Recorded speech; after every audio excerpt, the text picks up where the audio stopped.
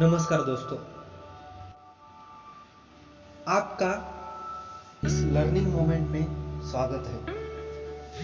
आज की किताब इंजीनियस।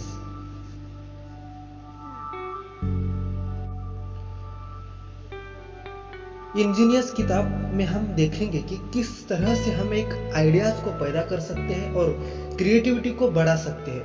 यह किताब हमें बताती है कि किस तरह से कोई क्रिएटिव इंसान बन सकता है।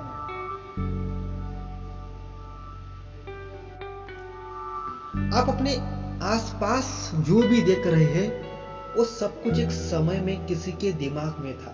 उस व्यक्ति ने जब उस आइडिया पर काम किया और उसे हकीकत में बदला, इस दुनिया में जो भी जिस इंसान ने बनाई वो सब कुछ एक आइडिया के साथ शुरू हुआ था।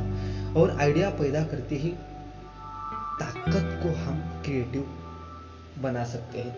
इस किताब में हम क्या क्या पढ़ेंगे?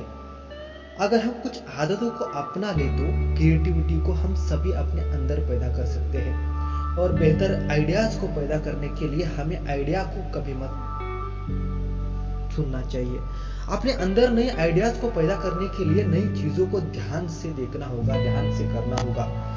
हारने से मत डरिए, क्योंकि बल्कि उससे सीखिए। हारना एक जिंदगी का एक हिस्सा होता है।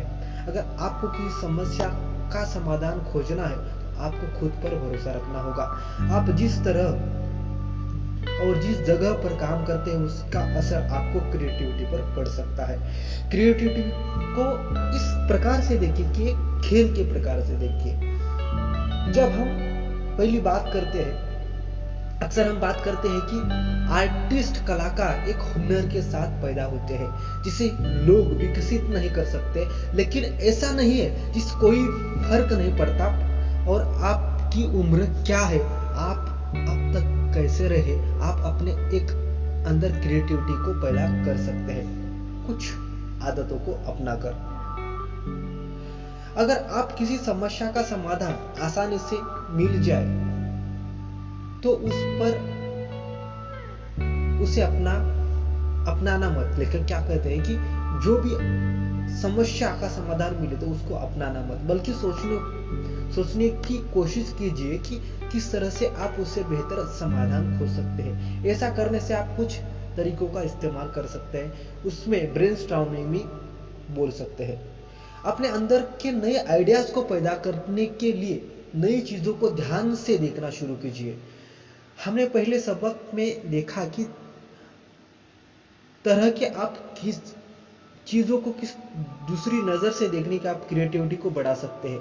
अब एक चीजों को नए नजरिए से देखने की परेशानी हो, और क्यों ना आप नई चीजों को देखने की शुरुआत करना है। इसलिए आइडियाज पैदा करने के लिए आपको पास जितनी ज्यादा जानकारी होगी आपके लिए उतना अच्छा होगा।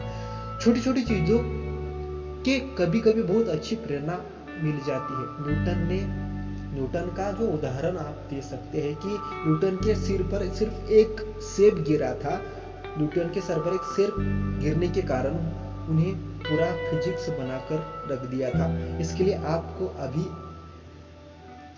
कभी भी अपने आसपास की चीजों को गौर से देखना होगा। हारने से मत डरिए, बल्कि उससे सीख कर आगे बढ़िए। हारना कभी भी सभी को है, और फिर उसे चिंता क्यों करनी है? आपका आइडिया बकवास निकले और आपको वो नतीजे ना मिले तो आप उम्मीद कर रहे हैं कि, लेकिन उसका मतलब यह नहीं है कि आप कोशिश करना छोड़ देनी है। इसके लिए साइंस के एक्सपेरिमेंट की तरह देखिए। अगर आपका एक्सपेरिमेंट गलत निकला है तो आपको अपने थ्योरी में कुछ बदलाव करना पड़ेगा। अगर आप वो फिर से गलत निकल जाए तो फिर से बदलाव करना पड़ेगा। और इस तरह से एक ना एक दिन आप कामयाब जरूर होंगे। आपको पता होगा कि ट्विटर का नाम तो आपने सुना होगा, लेकिन क्या आपको पता है कि ट्विटर एक म्यूजिक वेबसाइट थी? उस समय उनका नाम आइडियो हुआ था।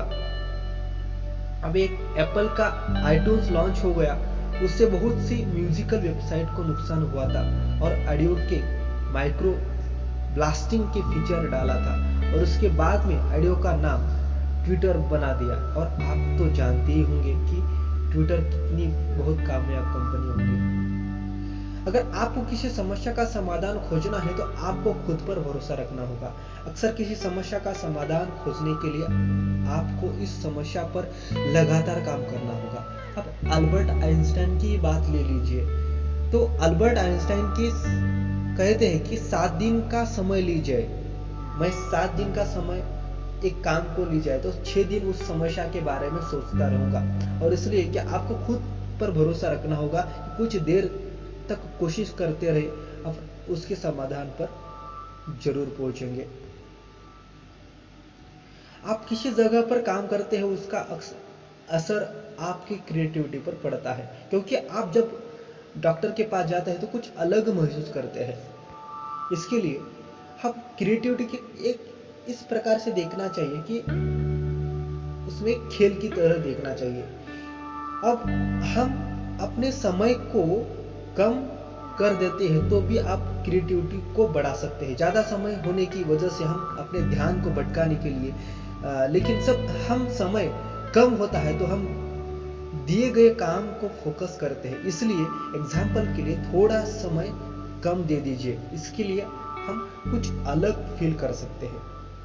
कुल मिलाकर क्या है कि क्रिएटिविटी कुछ ऐसी बात है कि जिसके साथ सिर्फ कुछ खास किस्म के लोग पैदा होते हैं, ऐसा नहीं है। कुछ आदतों के अपनाने के बाद में आप क्रिएटिव बन सकते हैं। माहौल में कुछ बदलाव कर आप क्रिएटिविटी को बढ़ा सकते हैं।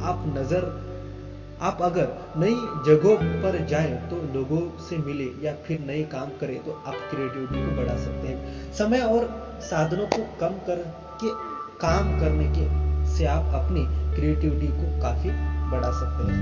तो इसके साथ ही हम इंजीनियर्स किताब से क्या पढ़ा और किस प्रकार से हम इससे कुछ बातें सीख सकते हैं, तो ये किताब कैसी लगी आप कमेंट सेक्शन में जाकर लिख सकते हैं, हमें बता सकते हैं। तो आपकी कमेंट से, आपके लाइक से हमें हौसला बढ़ता है। तो इसके साथ ही हम यहाँ ठहरते हैं और मिलेंगे अगली समरी में। और ऐसा ही आपका प्यार बढ़ता रहे और आपका जो लाइफ है ना उससे ग्रो करते रहे। उसके साथ ही मिलेंगे अगले वीडियो में। धन्यवाद। जय हिंद, जय महाराष्ट्र।